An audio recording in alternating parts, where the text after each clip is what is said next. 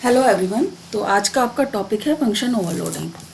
तो function overloading क्या होता है, जैसे अभी तक आपने पढ़ाया है मैंने आपको, फंक्शन क्या होते हैं। फंक्शन में जब हमें कोई भी, अगर आपको block of statement bar bar use करनी है और कोई स्पेशल टास्क अगर आप परफॉर्म कर रहे हैं उन ब्लॉक ऑफ स्टेटमेंट के थ्रू, तो आप उनको क्या करते हैं, उनका एक कॉम्बिनेशन बनाकर उसका एक फंक्शन बना लेते हैं। ठीक है। उससे क्या होता है कि आप जब उसको मल्टीपल टाइम अगर आपको यूज़ करना है, तो मल्टीपल टाइम यूज़ करने में आपको उसको बार बार रीराइट नहीं करना पड़ेगा। सिर्फ आप एक फंक्शन को कॉल करके आप उसको कॉल कर सकते हैं। ठीक है। तो अब क्या होता है कि आपके जो फंक्शन होते हैं वो फंक्शन में क्या होता है, आपको मैंने दो चीज़ें बताई थी। फंक्शन में एक तो फंक्शन का होता है इनपुट, ठीक है, और एक होता है फंक्शन से जो आपको आउटपुट मिलता है। तो कभी कभी क्या होता है कि हमें सेम ही टास्क परफॉर्म करना है लेकिन इनपुट जो है वो डिफरेंट है। ठीक है। तो एक तरह से देखा जाए तो अगर डिफरेंट इनपुट पर हमें सेम टास्क परफॉर्म करना है तो क्या हो, अगर हम फंक्शन अलग अलग बनाएंगे उनके लिए तो और फिर हमें बाद में नाम याद न रहे तो हमें दिक्कत आएगी। ठीक है। तो मान लीजिए अगर मैं सिंपल एक लेकर चलूँ कि आपको ऐड करना है, ठीक है, 2 नंबर को ऐड करना है, 3 नंबर को ऐड करना है, तो करना तो आपको ऐड ही है ना, लेकिन इनपुट अलग हो गया है यहाँ पर फंक्शंस का।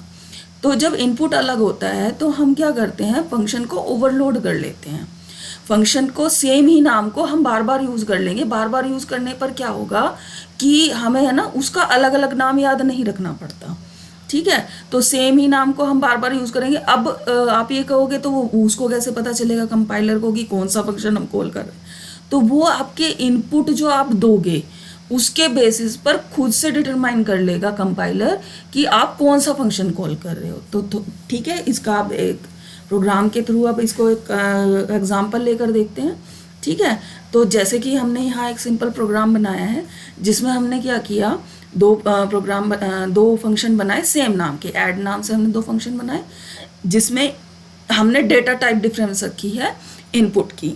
एक में तो हमने इंटीजर टाइप के दोनों वेरिएबल रखे हैं और एक में हमने डबल टाइप के रखे हैं। ठीक है।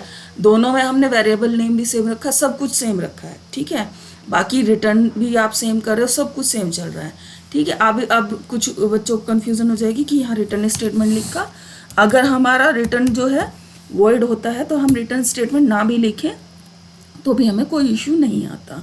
ठीक है। तो इस तरीके से हमने यहाँ जैसे 2 फंक्शन बनाए हैं और जब हम इनको यहाँ पर कॉल करा रहे हैं तो कॉल कराते टाइम हमने इसमें डिफरेंट डिफरेंट डाटा दे दिया है।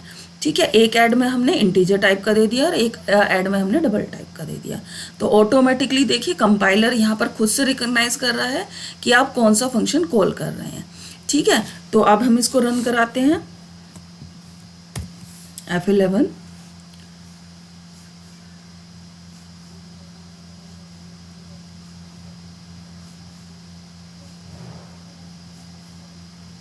ये देखिए, तो पहला फंक्शन हमने कॉल कराया तो उसने 12 प्रिंट कर दिया और दूसरा फंक्शन कॉल कराया तो उसने 11.5 प्रिंट कर दिया।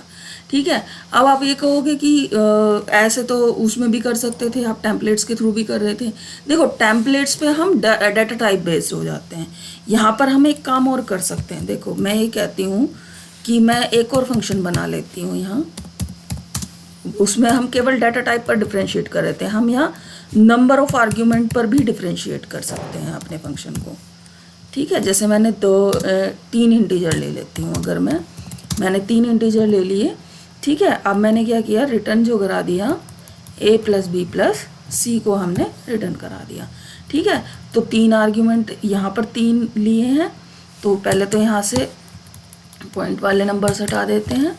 उसके बाद एक और आर्ग्यूमेंट जैसे ही हम देंगे तो ऑटोमेटिकली, ठीक है, ये आपका कंसीडर कर लेगा नेक्स्ट वाला फंक्शन। ठीक है। 12 और 17। अब मुझे पता कैसे चले कि पहला फंक्शन कौन सा और दूसरा फंक्शन कौन सा प्रिंट कर रहा है, तो हम सम जो प्रिंट हो रहा है उसमें थोड़ा स्पेशल कर देते हैं। इसमें हम लिख देते हैं FIRST फर्स्ट और सेकंड वाले में लिख देते हैं हम सेकंड। ठीक है। इससे हमें पता चल जाएगा कि कौन सा फंक्शन कॉल हो रहा है। ठीक है। तो अब हम इसको रन कराते हैं। देखो पहले में फर्स्ट हो रहा है, दूसरे में सेकंड हो रहा है, ठीक है। तो इस तरीके से आप यहाँ पर जो है फंक्शन ओवरलोडिंग परफॉर्म कर सकते हैं। और फंक्शन ओवरलोडिंग ये नहीं है कि मैं एक ही बार कर सकती हूँ, मैं ऐड नाम के मल्टीपल फंक्शन बना सकती हूँ।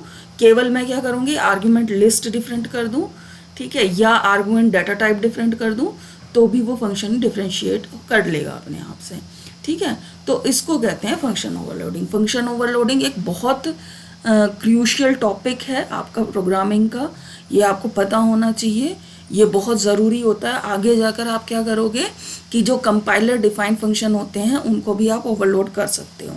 जब भी आप अगर कंपाइलर डिज़ाइनिंग में जाते हैं तो भी आप जो कंपाइलर के फंक्शन हैं उनको रीडिफाइन कर सकते हो। रीडिफाइन करने का मतलब ओवरलोड करना हो जाता है।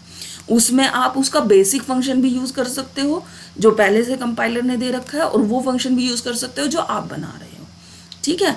तो कंपाइलर डिज़ाइनिंग में भी बहुत हेल्पफुल होता है और प्रोग्रामिंग में भी बहुत हेल्पफुल होता है, ठीक है। और आगे जाकर इसमें आता है ऑपरेटर ओवरलोडिंग, ठीक है। ऑपरेटर ओवरलोडिंग मैं आपको नेक्स्ट उसमें बताऊंगी, नेक्स्ट वीडियो में, ठीक है। तो ये है आपका बेसिकली फंक्शन ओवरलोडिंग। अगर आपको ये वीडियो समझ में आ गई हो तो वीडियो को लाइक करें। अगर कोई इशू हो, आपका कुछ पूछना हो, तो आप वीडियो पर कमेंट कर सकते हैं, ठीक है। और ज़्यादा डिफ़िकल्ट टॉपिक नहीं है, ज़्यादा इसमें हेजिटेज होनी। अगर कोई भी इसमें आपको कुछ चीज़ समझ में नहीं है, कोई आपको प्रोग्राम ऐसा दिखता है फंक्शन ओवरलोडिंग का जिसमें आपको समझ में नहीं आ रहा, तो आप उसको भी मुझे सेंड करके या कमेंट करके पूछ सकते हैं, मैं उसको आपको अलग से समझा दूंगी। अभी मैंने आपको एक सिंपल प्रोग्राम से इसलिए समझाया है कि आपको कन्फ्यूज़न ना हो, ठीक है।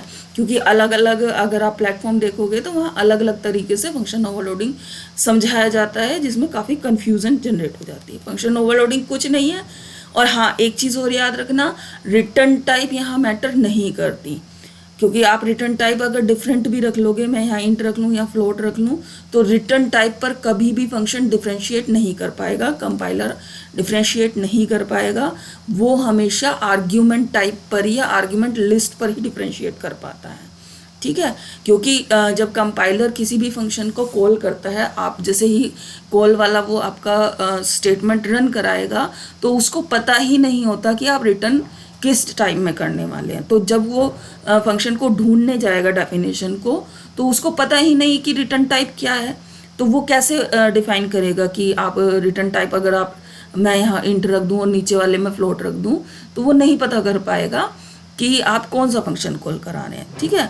तो रिटर्न टाइप पर डिफरेंशिएट नहीं किया जाता, किसी भी ओवरलोड फंक्शन को किया जाता है आर्ग्यूमेंट लिस्ट पर। ये होती है आपकी आर्ग्यूमेंट। अगर आपको क्लियर नहीं है तो आप मेरा फंक्शन वाली वीडियो जाकर देखें, उसमें मैंने एक एक पॉइंट क्लियर किया हुआ है कि आर्ग्यूमेंट लिस्ट क्या होती है, ठीक है, और आर्ग्यूमेंट डेटा टाइप्स क्या होती हैं। तो वो इस बेसिस पर आपका डिफ्रेंशिएट करता है, आर्ग्यूमेंट लिस्ट पर कितने आर्ग्यूमेंट है, नंबर ऑफ लिस्ट पर, और दूसरा होता है कि आप कौन सी आपकी आर्ग्यूमेंट की डेटा टाइप है, उस पर भी वो आपको डिफ्रेंशिएट कर सकता है। तो ये है आपका मेन टॉपिक फंक्शन ओवरलोडिंग। अगर कोई कन्फ्यूज़न हो तो आप मुझसे पूछ सकते हैं, ठीक है। और वीडियो को शेयर करें ज़्यादा से ज़्यादा, जिससे सब बच्चों के पास ये पहुंच जाए। Thank you.